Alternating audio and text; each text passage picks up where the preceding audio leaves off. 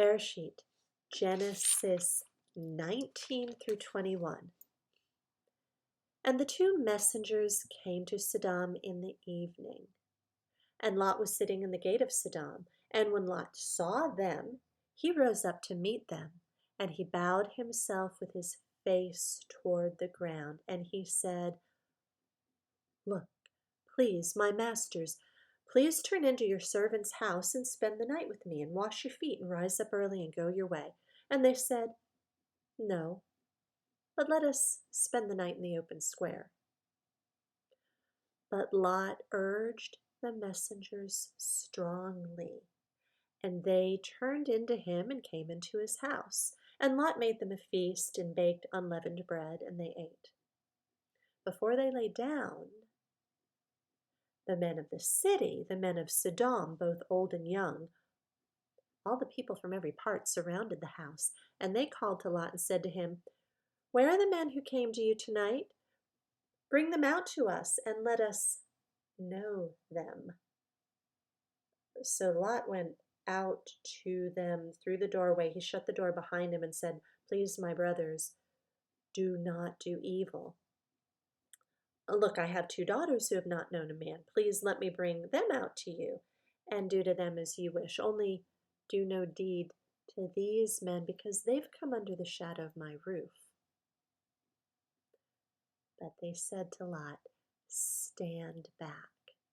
And they said, "This one came in to sojourn, and should he always judge?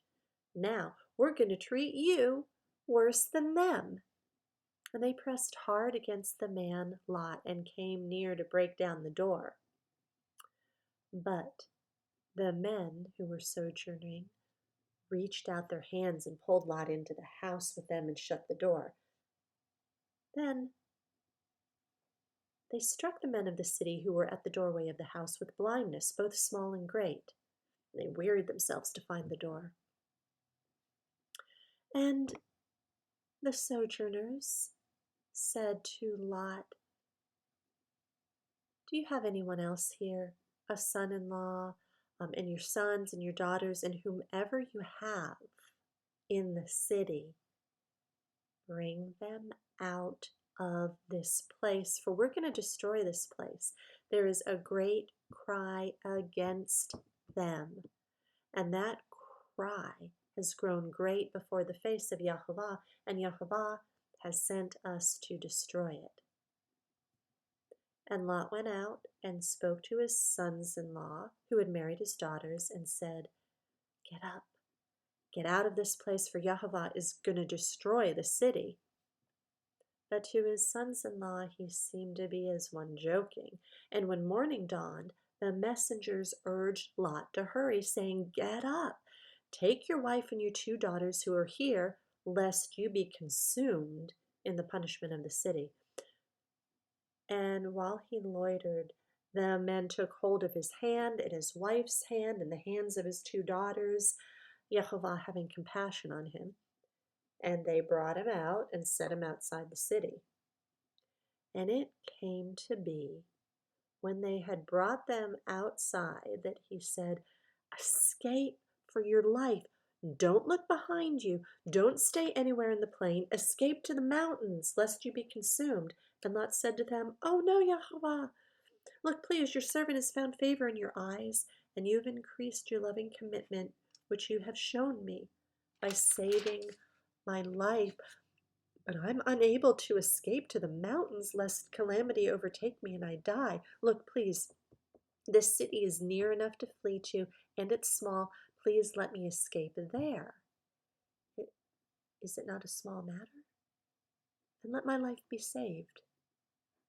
And he said to Lot, "Look, I've favored you concerning this matter also, without overthrowing this city for which you have spoken.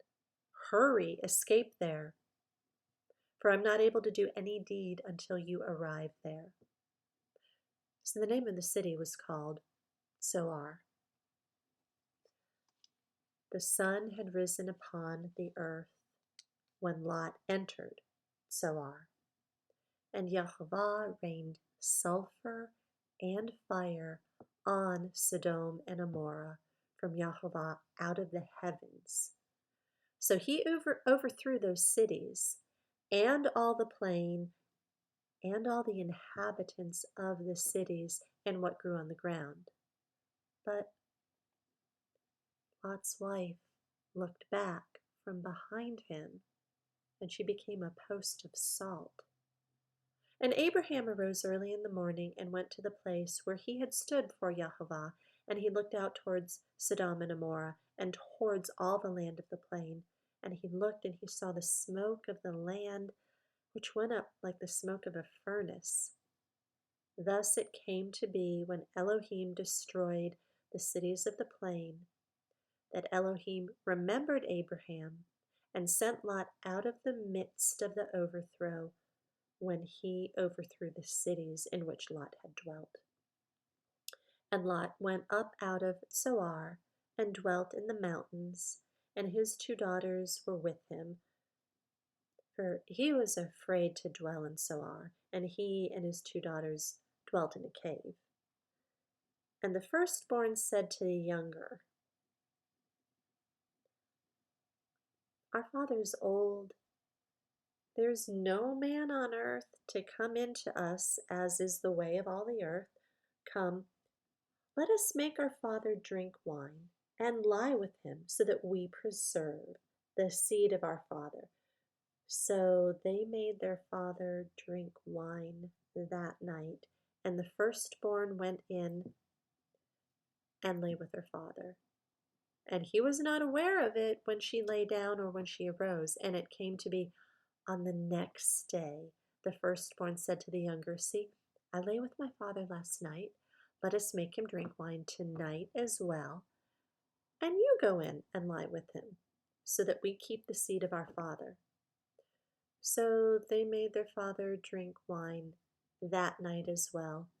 And the younger arose and lay with him, and he was not aware of it when she lay down or when she arose. Thus, both the daughters of Lot became pregnant by their father. And the firstborn bore a son and called his name Moab. He's the father of the Moabites to this day. And the younger, she also bore a son and called his name Ben-Ami. He is the father of the children of Ammon to this day. Genesis 20. And Abraham set out from there to the land of the south, and sojourned between Kadesh and Shur, and stayed in Gerar.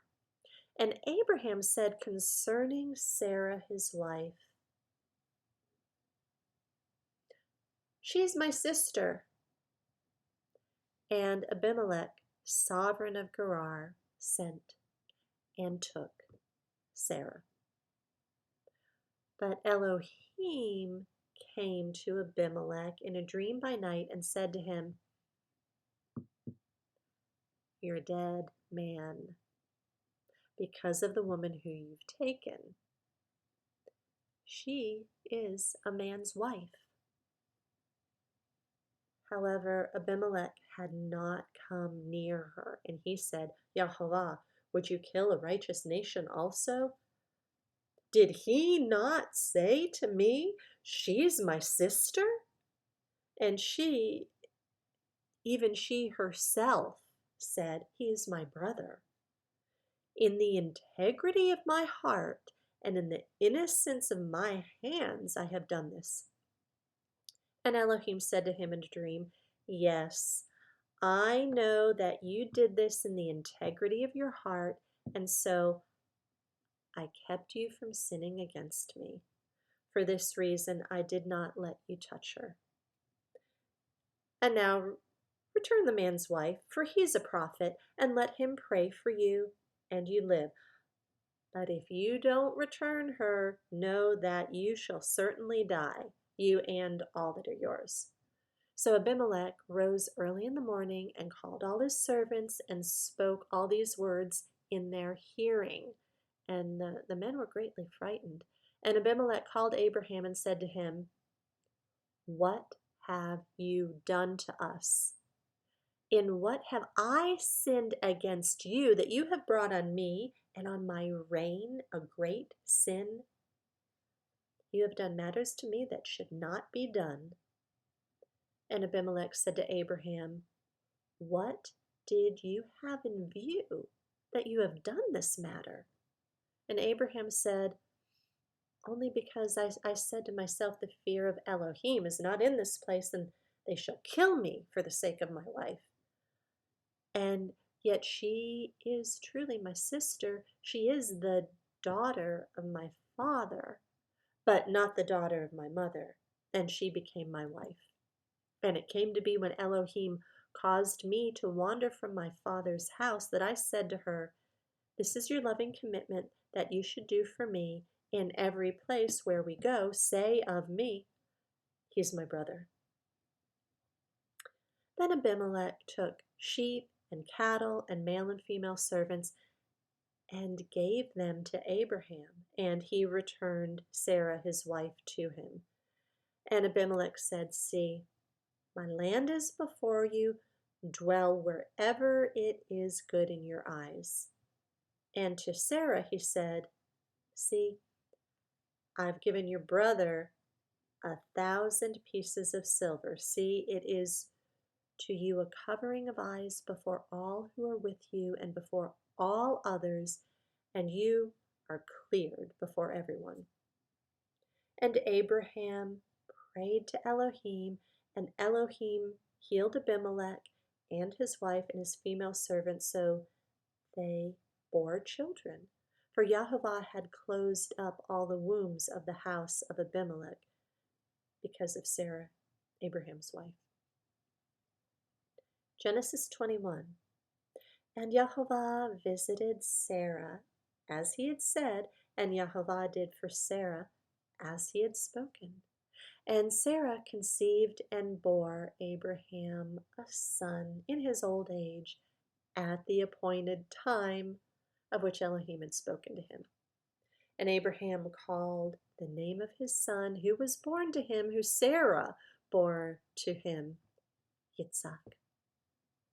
And Abraham circumcised his son Yitshaq when he was 8 years old, as Elohim had commanded him. And Abraham was 100 years old when his son Yitshaq was born to him. And Sarah said, Elohim has made me laugh, and everyone who hears of it laughs with me. And she said, Who would have said to Abraham that Sarah would nurse children? For I have borne him a son in his old age. And the child grew and was weaned, and Abraham made a great feast on the day that Yitshaq was weaned. And Sarah saw the son of Hagar, the Mitzrite, whom she had borne to Abraham, mocking.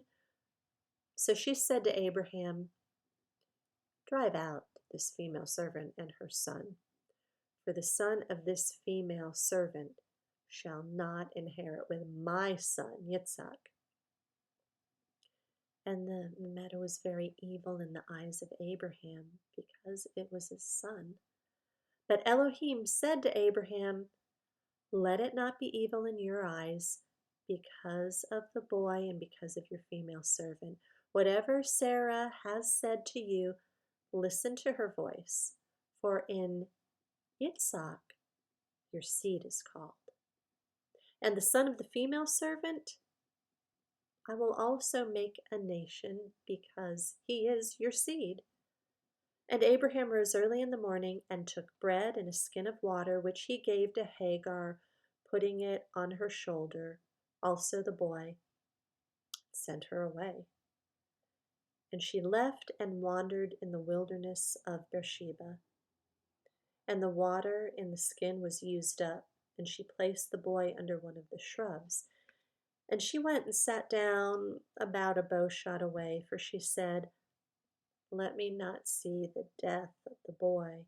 And she sat opposite him and lifted up her voice and wept. And Elohim heard the voice of the boy, And the messenger of Elohim called to Hagar from the heavens and said to her, "What's the matter with you, Hagar? Do not fear, for Elohim has heard the voice of the boy where he is. Arise, lift up the boy, hold him with your hand, for I make a great nation of him." And Elohim opened her eyes, and she saw a well of water. And she went and filled the skin with water and gave the boy a drink. And Elohim was with the boy, and he grew and dwelt in the wilderness and became an archer. And he dwelt in the wilderness of Paran, and his mother took a wife for him from the land of Mitzrayim. And it came to be at that time that Abimelek and Pichal, the commander of his army, spoke to Abraham, saying, "Elohim is with you in all that you do, and now swear to me by Elohim not to be untrue to me, to my offspring, or to my descendants.